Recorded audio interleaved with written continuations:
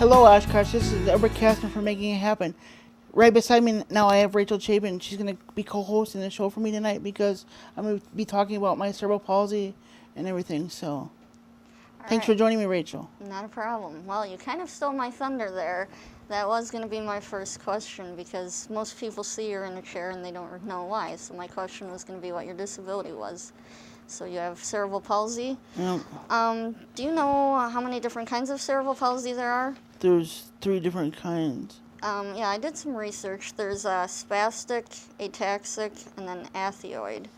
Do you know which one you have? I have the spastic quadriparesis. And basically what I had saw, that's the most severe form. It's often with widespread damage to the brain, and they're rarely able to walk. Speaking and being understood can be difficult, and oftentimes they have seizures. Yeah.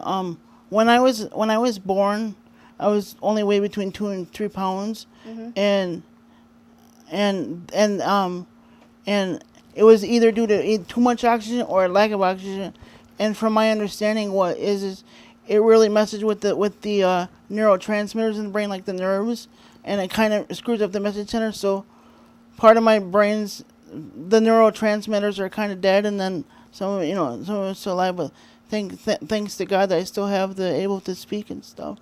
Yeah, you really handle it well. So. When did they diagnose you with the cerebral Not palsy? until 6 months because the doctor said, "Oh, take him home, he's fine." But not until 6 months later because my mom knew something was wrong because I couldn't sit up or roll over or do nothing like that. So. So you're the only one in your family that has the cerebral palsy? Yes, I'm the only one. Do people with cerebral palsy have a shortened life expectancy? Not as far as I know. So tell me what it was like to grow up with cerebral palsy then. It was a challenge because obviously none of my other siblings had it. So, my brothers and sisters accepted me for who I was. In fact, my mother took my 2 oldest sisters to a movie to understand what they were dealing with because my mom had no clue. How was it during school? Did you have a lot of friends in school, or did you get picked on a lot for being different? I had a lot of friends at school, but sometimes there was those people that would look at me different, or, just ask a lot of questions why. And yeah, do you think even now people still underestimate you and write you off? Well, when it comes to like parents in the grocery stores, the little kids will say something. The little kids will say, "Mom, why is he in a wheelchair?" And then they won't say anything. But I'll go up right to the little kid and say, "God made me this way. He made me special for this reason." So I think there needs to be more education when it comes to people with disabilities. So I know that you need a lot of adaptations to the way you live. Can you tell me about some of those and like what a normal day is for you? Well, I need caregivers to help me. Get dressed, to help with shower, and that kind of thing, and to help with meals, and it's, I don't like to ask for help, but I know I need it. So, and according to my disability too, according to the cerebral palsy I have, I'm not supposed to be able to walk. So. Would you consider walking to be your greatest accomplishment so far in life?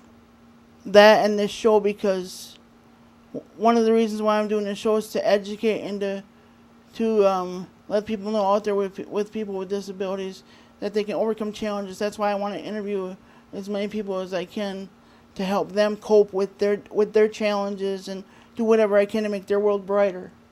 So how many days of walking are you on now? 1363. All right, now I do believe that from NBC 26 we have a video of your walking. Do we have that ready? I know I kind of called it a little early. You've heard the saying, you can do anything you set your mind to. But what if you have physical limitations? In the case of an Oshkosh man with cerebral palsy, he's overcoming incredible obstacles with the help of a great support system. Stacey Ingebretson shows you his amazing journey in tonight's NBC 26 Cares. 38-year-old Ed Kastern has always had big dreams, but his disability often stood in the way. Now he's achieving what many believed was impossible, and he's inspiring others along the way. This wheelchair has given Ed Kastern mobility for most of his life. But about a year and a half ago, he had an epiphany about his cerebral palsy. You can either do something about it or you can sit there. So I just wanted to do something about it. With the encouragement of his home health agency, Ed set a goal to get up on his weak legs and start walking. When I did that, I felt like I was gonna die. But each day he gained strength to go a little farther, posting videos of each milestone on Facebook. The walking has done so much, not for me physically, but it's helped my confidence. Determined to do more, the superfan who always cheered on the Oshkosh Lords High School volleyball team suddenly found himself on the receiving end, getting help from the players and coach to achieve another dream, hitting a ball over the net. I'm so proud of him. I haven't been more proud of anybody in my whole life. Could see someone who's been working so hard to accomplish so many things, and it definitely inspired us to push harder. Volleyball players Jordan Giese and Erica Sommerfeld are now Ed's biggest cheerleaders, helping him train to win numerous events in the Special Olympics. He competes with all of his heart. He leaves it all out on the track or on the court. He does everything with his whole heart, and that's amazing. Everybody should have that quality. And they were by his side every step of the way as he crossed the finish line at Oshkosh's Run with the Cops, walking 2 of the 3 miles on his own. Ed calls it his Super Bowl. I think I bawled when I crossed the finish line. It was something so incredible, like just the fact that I was, out there doing it. And even when NBC 26 filmed this story, another first for Ed. Making a basket on a 10-foot hoop. Ed's message is simple. If they want to do something, do it. Don't shy back from it. Ed is taking his own advice, setting new goals to pitch a softball and finish the Oshkosh Half Marathon. I know with these 2 by my side, anything is possible. And he'll continue to amaze and inspire everyone. We wouldn't have been who we are today if he hasn't come into our lives. I don't think I'm really inspiration, I'm just me. As he continues to conquer every challenge. Ed has now been walking for 542 days and remains determined to one day walk without assistance. Keeping you connected, Stacey Ingebretson, NBC 26. Ed also wants to start a foundation called Stand Up for Your Dreams. So that was pretty powerful. You holding it together there? Yeah. All right. So to go from there, though, I see that, and I'm very proud of you, by the way. I'd like to say that I am. I'm very, very proud of you. But I see that you're very into sports. I guess you like to play sports a lot. Yep. Lighten it up a little bit. Yep. What are some of your favorite sports to play? I like to do my gymnastics. I like to do volleyball, and I like to do my track and field. So. I hear that you've been with Special Olympics for going on 30 years now. Yeah, 30 years. 30 years Between that and your walking, boy, when you pick something to stick to, you really do. 30 years of a great movement that has really changed my life, because with Special Olympics now, I wouldn't be where I am without them, because they teach you to be a part of a team and just to go after what you want, and So besides walking, do you have any other goals in life? Because I believe. Well, my long-term goal is walk 2,000 days or walk independently, whichever comes first, and I'm about halfway or more than there, so whichever comes first. Does your cerebral palsy affect? Because you would be great as an employee. I'm kind of surprised that nobody's hired you. Do you think your cerebral palsy has impeded your ability to be hired? Well, I do have a little story about that. I was hired and fired back home from a job at the same day. They knew I had a disability, but when I got in there, and even the boss that was gonna hire me knew about my disability. But when I got in there, she's like, "Oh, you're fired," and it so. I encourage people with disabilities to just stand up for what they believe in, and people are like, "Why didn't you sue the company?" And I'm like, "I'm not like that, but I could have, but I didn't do that." Do you know of any treatments to help your cerebral palsy? Have you had any? Have I had any treatments? Yeah. Just physical therapy and stuff. But I was looking up before the show today about hypobaric treatment for people with CP can help, and there was a craniosacral Craniosacral yeah, therapy. and it's a massage. Yeah, So I really haven't had a chance. there are different ways, but the craniotherapy isn't covered by insurance companies.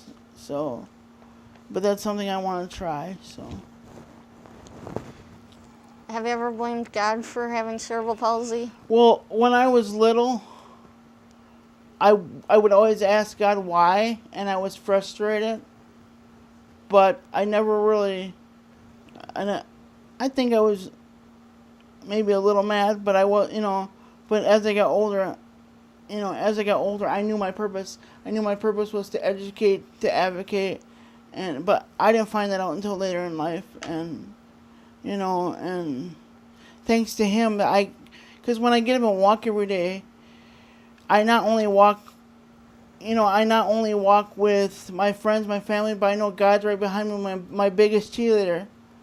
So, and I know all my friends are too. So that gives me the confidence to get through what I need to get through on a daily basis, is to just believe in him and to let people with no disabilities, yes, there is hope.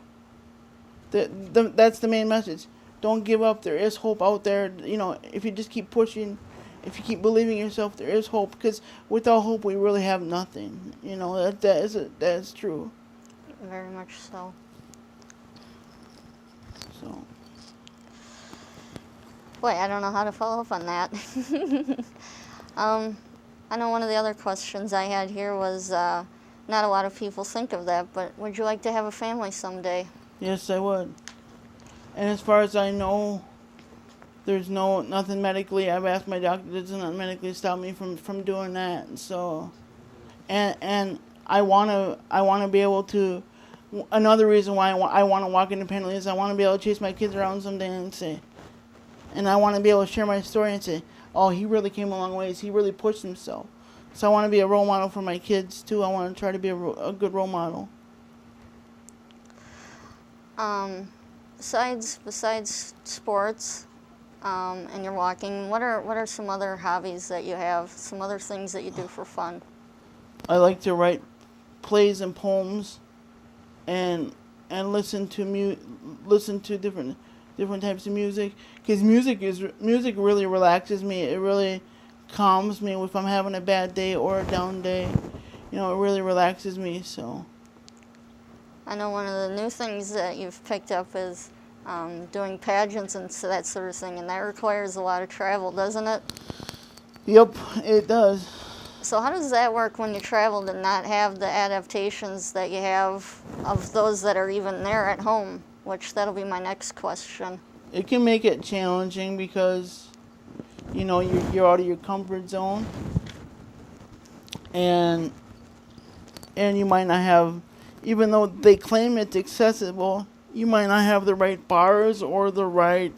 Well, and yeah, tell us about the Tennessee trip. That would be a totally great example to say what things can potentially go haywire when you travel. Well, be prepared for anything, because you don't know what you're gonna have. Because when I got to Tennessee and Nashville, I could barely fit through the door. And so that was a major obstacle, because I didn't even know if I could fit through the door. And I was paying $145 a night for that. So, And as far as the bathroom goes, there was only one bar, and it was on the way back of the toilet, and if I stood up straight, then I would smack my head, and then in the shower there was no bench, so and the beds are extremely high, so I felt like I was crawling into a semi. So How is that compared to home though?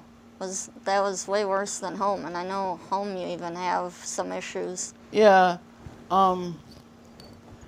see, at my apartment the bed's much lower, so But your apartment isn't as accessible as you would like it to be. no, it's not, and the only thing that's really accessible in my apartment is the bathroom with the bars and stuff. The cupboards could be lower, the stove could be better. To have the buttons in the front. Yeah.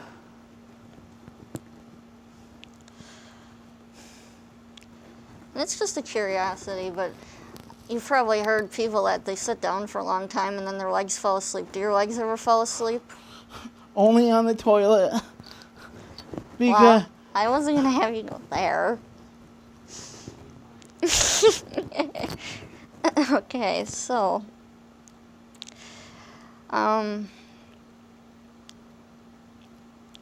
what would you say to other people that have cerebral palsy?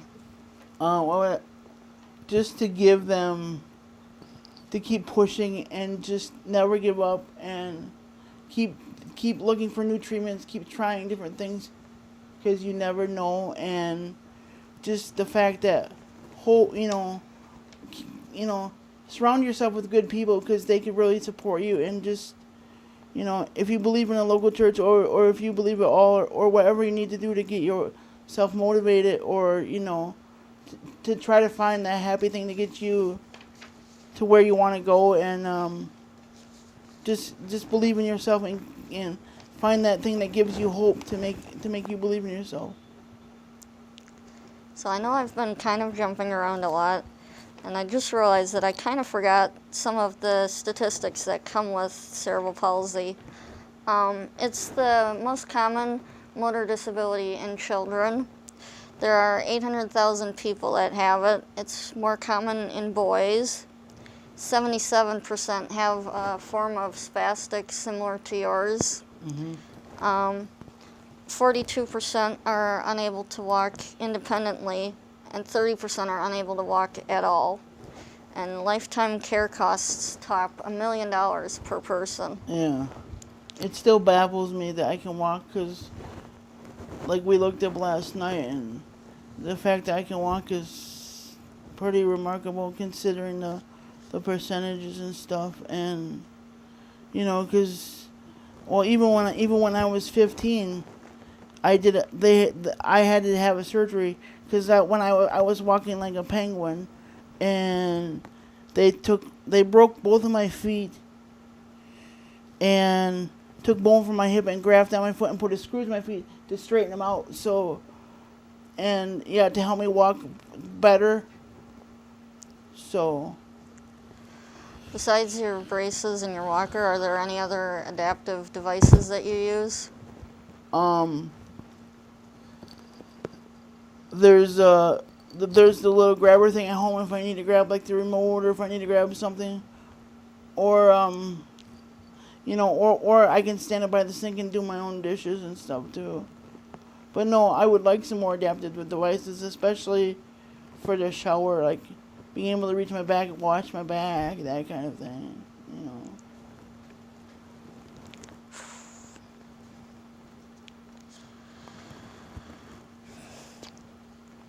All right, boy, we're going through these fast. So, okay. Are you in pain on a daily basis? Is that something that you experience? I'm not. And that's not the people that usually have CP are usually in pain a lot, and yeah, they just have more pain because people ask me, "Are you in pain?" The most thing I can say, if I didn't exercise, I would be as stiff as a board. And before I started walking, I was as stiff as a board.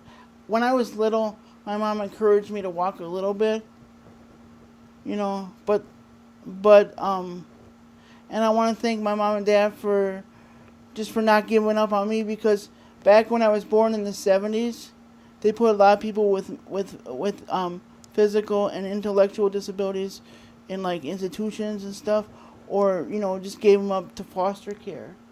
So I just want to thank my parents for not giving up on me and giving me a chance to live the life that I want to live. So Yeah, the ADA was passed in the 90s, but we still have a long ways to go. So were you in school? Were you in special education classes? Yes, I was in special education classes. Did you go on to college? Yes, I did. I have a 4-year degree from UWO. I have a theater major and a radio, TV, film minor. That's exciting. So, and not a lot of people with disabilities have that, because most of them here they can't do it, and then they get discouraged by a lot of people, and they get told, oh, I can't do this or that, and then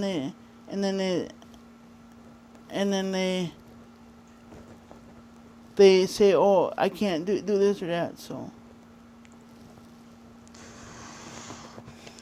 Well, you were able to, and I'm proud of you for that. Yeah. And it would be really great if you were able to use your major to your advantage. yeah, what I want to do with that is I want to open up a nonprofit for people with physical disabilities, like my own theater acting company. I want to give the people with disabilities a chance, to give them hope, to give a certificate to dream what they want to do. So. Yeah. Tell me more about like your faith in God. My faith in God has gotten me a long ways, because without believing and without hope, you don't really have anything, because, those days when it got, when I was frustrated and discouraged, I would pray to him. And in fact, my dad said, and he still prays this today, he said, I always go home and pray to, I always pray for you every night. I always pray that you could, that you hope to walk and stuff. So he always prays for me too. But yeah, it's gotten me a long ways. So I mentioned, and like I said, I know I'm bouncing around a lot, but earlier I had mentioned the Tennessee trip. Can you tell us what that was all about? The Tennessee trip was a trip of a lifetime. I won a couple world titles. Actually, I won my division and I won all my optionals. So, but it wasn't the fact that I won. It was just the fact that I did half of my optionals in my walker and half of them in my chair. So the pageant system, it gives me a chance to get my walker and do the competitions. Now, when I compete in Special Olympics, they're afraid of that because they're afraid of me falling. But when I'm in pageants, I can totally be myself. I totally smile and I shine when I walk, because when I feel like I'm in my walker, I have more confidence in myself. So, especially when I did the dancing, when I danced to Uptown Funk by Bruno Mars, I was up there for the whole 5 minutes. The crowd just fell in love with me, even though it's supposed to be a 2-minute time limit. So, how do they react when you get up to go and walk? Oh, the crowd? Well, and the people at the pageant in general. They were shocked and amazed. And remember when I first stood up and when I was gonna walk to my interview, they're like, no, it's a little too far. We don't want you to hurt yourself. And you're like, he's been doing it for so many days now, Well, and like, remember when you got done with the dance, you had like 8 or 10 people around you all concerned because you had danced so long. Yeah. Yeah. That was great, though. I really hope that you continue to keep doing pageants and that. I forget if I had asked, but do you still run into a lot of preconceived notions about cerebral palsy, different myths? Oh, they think a person with a disability is either they can't talk, or they, or they can't talk, or they're kind of, I even hate to use the word, but retarded, Yeah, that kind of is a ugly word, like I said. Even though the ADA was in the 90s, there's a lot of times just minimal adaptations, and probably the biggest barrier, I think, would be people in their mindset and just kind of recognizing even a person with a visible disability. because people look at people in the wheelchair and they think, oh, he's in a wheelchair, he can't do much, he can't walk, talk, What was mentioned again? I don't know if we've mentioned it in previous shows. You did a show in the pageant in Tennessee. What one was that? That was the pageant cast through Tim Kretschmann. I interviewed one of my best friends, Megan, that I met down in Tennessee. Yeah, no, the question is, though, you did a poem. What was the poem called? How the World Sees Me. Right, that's exactly what I was thinking. That was a very powerful poem. I know. So, we're running short on time. Is there anything else that you would like to say? I just want to give a shout out to people with disabilities. You can do whatever you want. You just gotta have the right people to surround you, and you gotta have the right mindset, and just have hope, because without hope and the right people to surround you, you really don't have anything. But you can be whatever you want to be. So don't give up. Don't let people... And don't let people talk you out of something you want to do. If you want to do it, if you want to push yourself, you can. You can do whatever you want. Don't let them leave you at face value. No, see you for you are, not just a wheelchair. All right. Well, thank you for being so brave and talking about all of this, and letting me lob the most random questions at you for this last half hour. I know I kind of ran out of questions, but I've been doing pretty good trying to keep lobbing them at you. So, thanks. Oh yeah, again. and in the future you'll be seeing Rachel on more shows, because I will be coaching volleyball, so you will see Rachel's face a little more often. Yeah, I'm getting some good practice in. All right. Thank you. Yep. All right.